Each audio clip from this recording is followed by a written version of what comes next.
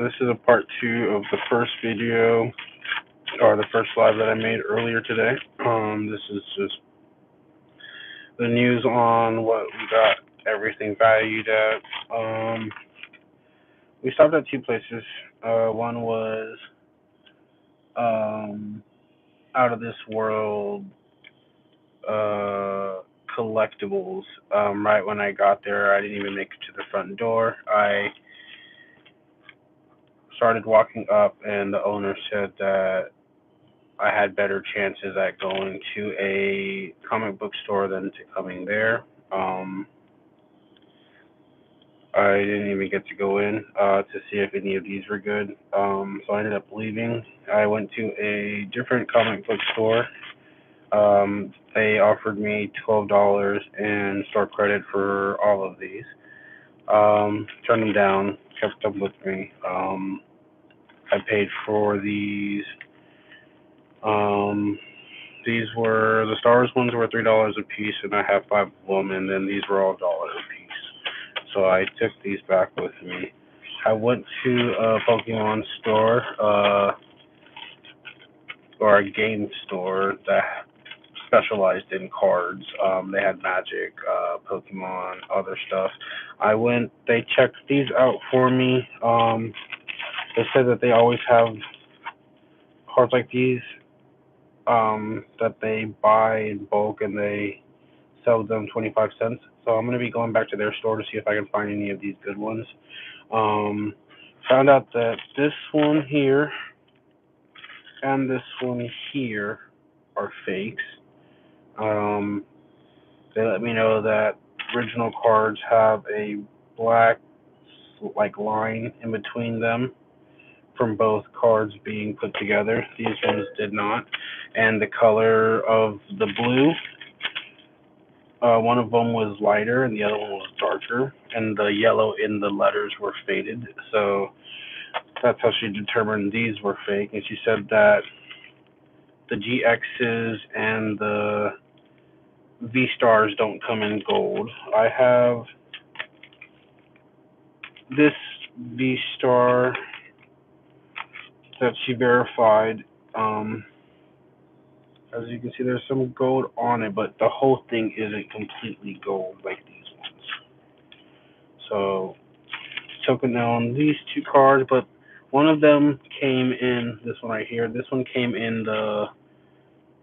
um in the 350 pack, and this one came in the pack with the book and the other Pokemon cards.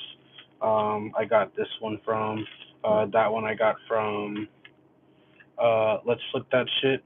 So she found these on her runs during her Goodwill runs and stuff like that. So these are probably just part of the deck that she found. But all these other ones, good. For the silver, oops, some of the stuff toppled over. For the silver and for the diamonds, I went to a jewelry store and I went to a gold and silver place. The jewelry store said that lab grown diamonds aren't highly sought after at the moment since they're created and uh, grown diamonds are still a commodity. So I'm holding on to these two. The website said they both have a $25 value that or $25 each. So that's technically $50 with the store. So I can always go and do one of their exchange things. For the half dollars and the dollar coins, they only gave me cash value of what they originally are, so $1.50. So I ended up going to flip that shit in person and traded my half dollars and dollars for cash, and I intend to go to the bank today. I'm gonna use $6 to get $6 worth of pennies. We're gonna do a live later. We're gonna try and find some 1982s and older pennies. Those are copper ones, so we're gonna do a little video of those. And I'm gonna try and go back to that Pokemon store since they have that 25 cents for their bulk cards. I'm gonna see if I can find $6 worth of some stuff. I'm gonna try and look for some good quality stuff like some V stars and stuff like that. See if they actually have some in their bulk. If not, I'm going to try and fill in the book that I started.